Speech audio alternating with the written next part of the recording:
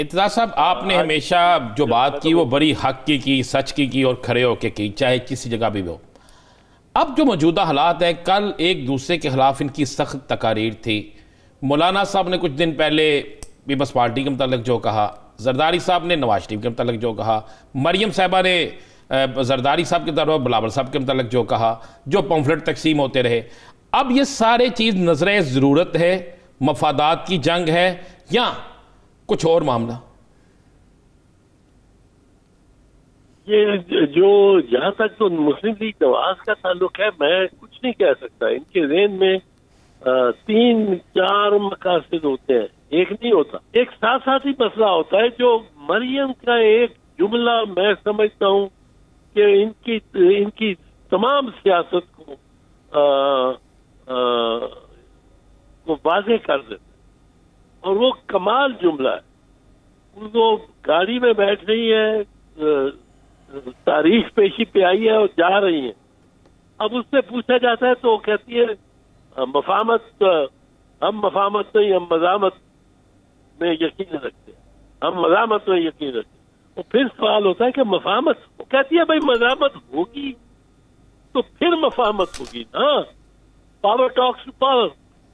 تو وہ ساری چیز اس کی واضح ہو جاتی ہے کہ بات تو انہوں نے مفاہمت کی کرنی ہے۔ اعتزاز احسن صاحب، اگر بلاول بھٹو زرداری کے استاد دیکھے جائیں تو نیر بخاری صاحب، رضا ربانی صاحب، اور آپ کو ان کا استاد گردانا جاتا ہے۔ آپ نے دہائیوں سیاست کی ہے، پاکستان پیپلز پارٹی کو قانونی طور پہ معاونت بھی دہائیوں دی ہے، تو موجودہ صورتحال میں آپ کی بات کو مقدم کیوں نہیں رکھا جا رہا؟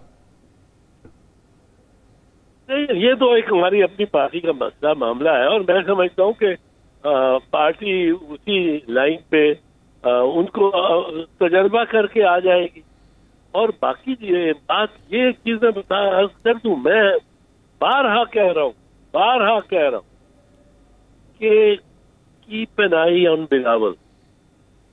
جو پاکستان کا مستقبل دیکھنا چاہتا ہے وہ نہ یہ ان کی شیلف لائف ختم ہوئی ہوئی ہے، شہباز شریف کی، نواز شریف کی، زرداری کی، اپنی مولانا کی۔ اگر کوئی ابھر رہا ہے اس سارے مسئلے میں، یہ سب چیزیں آپ چلنے دیں، تو وہ چیئرمین بلاول ہے، شائستہ زبان ہے۔ اسی عمر پہ اس کی والدہ پرائم منسٹر ہوئی تھی، 35 سال کی عمر۔ اسی عمر پہ نواز شریف ہو گیا تھا چیف منسٹر پنجاب۔ تو کوئی یہ عمر تو اس کی یہ نہیں کوئی کہہ سکتا کہ جی بچہ ہے، لڑکا ہے۔ یہ تو میچور پالیٹیشین ہے ٹوڈے۔ جس طرح وہ ہی is mixing around with the so called top leadership, جو شیلف لائف جن کی ختم ہوئی ہوئی ہے، وہ ان کے اوپر جس طرح وہ۔ اعتزاز صاحب، اس سارے سسٹم میں فائدہ کس کو ہوگا، نقصان کس کو ہوگا؟ اب جب وزیر اعظم رشیا کے دورے پہ گئے ہیں، دورے سے یہ واپس آتے ہیں، اب واپس آنے کے بعد پھر یہ بھی اگر ان کی حکومت ختم ہو جاتی ہے تو یہ بھی ایک مزاحمت کریں گے، تو اس میں سب سے زیادہ فائدہ اور نقصان کس کو ہوگا؟ یہ تو رانا صاحب نہیں کہا جا سکتا۔ پاکستان میں تو ایک بار کہہ چکا ہوں، پاکستان میں ماضی کے علاوہ کوئی پیشین گوئی نہیں کی جا سکتی۔ You can predict nothing but the past. ایسی حیرت انگیز کوئی بات کوئی ساری دنیا میں پاکستان کی بات نہیں کر رہا ہوں، سارے بر صغیر کی بات نہیں کر رہا ہوں، ساری دنیا میں کوئی آپ بتا دیں ایسا بندہ جس کو سزا ہوئی ہو، عدالت سے سزا ہوئی ہو، جیل میں ہو، اور وہ صرف ضمانت پہ رہا نہ ہو، وہ بلا ضمانت عدالت کے دائرہ اختیار سے بھی باہر اس کو جانے کی اجازت دے دی جائے۔ میں کبھی مانتا ہی نہ کہ نواز شریف لندن میں بیٹھا ہوگا ایز اے مجرم، not even as an accused, ملزم کے طور پہ نہیں، مجرم ہو کے، جرم ثابت ہو کے، اور عدالت کہہ رہی ہوگی، پریشر ڈال رہی ہوگی گورنمنٹ کے وکیل کو کہ تم ضمانت دے سکتے ہو، یہ اگلے 3 دن بھی زندہ رہے گا، اگر ضمانت دے سکتے ہو تو ہم اس کو اندر رکھتے ہیں۔ تو آج پھر جو اٹارنی جنرل کا خط ہے جو ان کے ڈاکٹر ڈیوڈ لارنس نے ریسیو کیا ہے، کیا آپ اسے بھی ڈھونگ سمجھتے ہیں؟ نہیں مجھے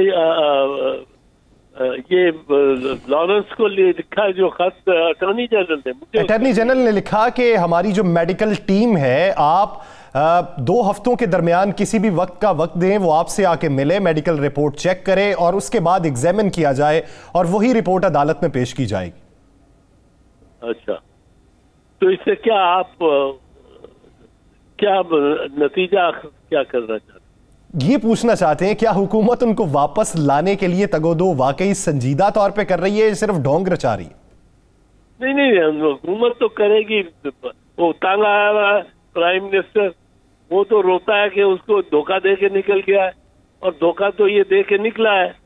جو لیبارٹری رپورٹس ہیں وہ تو جعلی ہیں، تو یہ سب کچھ ان لیبارٹری والوں کو بھی پھنسا گیا۔ نواز شریف جب بھاگتا ہے نا، یہ پیچھے نہیں چھوڑ دیکھتا کس کو چھوڑ کے جا رہا ہے۔ جب یہ 99 میں بھاگا ہے from Landi jail to Surur palace Saudi Arabia, اس نے پوچھا نہیں کہ پیچھے قیدی ساتھی وہ چودھری نثار کا کیا حال ہے،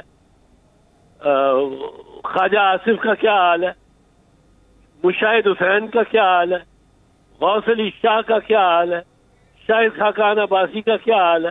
اس نے اپنا خاندان بٹھایا، 2 باورچی ساتھ رکھے، 2 ڈرائیور ساتھ رکھے، 4 کنیزائیں ساتھ بٹھائیں اور غائب ہو گئے۔ تو یہ نواز شریف پوچھنے والا نہیں ہے کہ پیچھے کے جو رہ گئے ہیں ان کا کیا حال ہے، کبھی نہیں پوچھنے والا۔ یہ اپنا دیکھتا ہے بھلا کس میں ہے۔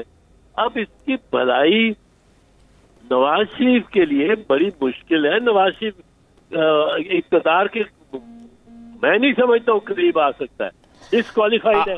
بالکل آپ نے کہا کہ ڈسکوالیفائڈ ہے، اقتدار کے قریب نہیں آ سکتا۔ کیا اس سارے سینیریو میں اگر 1% میں کہہ رہا ہوں تحریک اعتماد کامیاب ہو جاتی ہے تو پھر آپ کیا میاں نواز شریف کی واپسی دیکھیں گے؟ بھائی میاں نواز شریف کی واپسی، میاں نواز شریف ایک یاد رکھیں،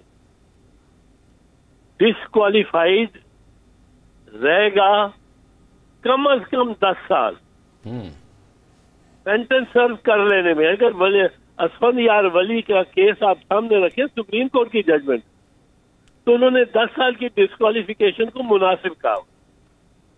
تو 10 سال اگر وہ عمر کیا ہے، تاحیات نااہلی آپ کہتے ہیں کہ وہ اگر ختم بھی ہو جاتی ہے تو وہ 10 سال تک رہے گی۔ 10 سال تو رہے گی نا، رہے گی، کچھ تو رہے گی۔ یہ تو نہیں کہ سپریم کورٹ یا عدالت ساری نئی لیجسلیشن کر سکتا، وہ تو لیجسلیشن تو کام اس کا ہے، پارلیمنٹ کا ہے۔ سپریم کورٹ تو زیادہ سے زیادہ کہہ سکتا ہے بھائی یہ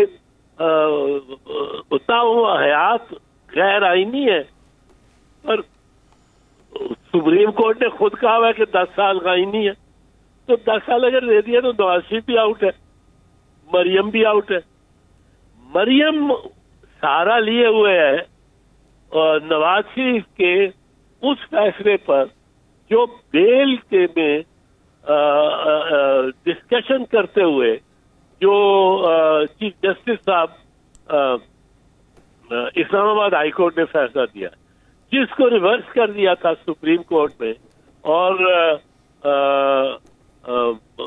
کھوسا صاحب جو آصف سعید کھوسا صاحب چیف جسٹس، ان کے ریمارکس میں کافی سخت تھے کہ یہ بیل پہ یہ اس قسم کا فیصلہ نہیں دیا جاتا۔ صحیح۔ اعتزاز صاحب ایک سوال ہے، آپ یہ سمجھتے ہیں پاکستان پیپلز پارٹی کو پاکستان مسلم لیگ نون کا ماضی میں اپنے ساتھ رویہ ضرور یاد رکھنا چاہیے؟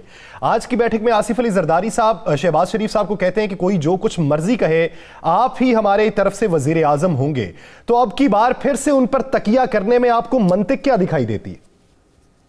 ارے یہ باتیں اب نجی طور پہ مل رہے ہیں تو باتیں یہ ہوتی رہیں گی۔ یہ کیا ہوا مجھے نہیں پتا، کس طرح کہا، یہ کیا نہیں کہا، میں اس پہ کامنٹ نہیں کرنا چاہتا، اور میں یہ سمجھتا ہوں کہ میری پارٹی کو یہ احتیاط کرنی چاہیے کہ ان کے ہاتھوں ان سے دوبارہ نہ ہم ڈسے جائیں۔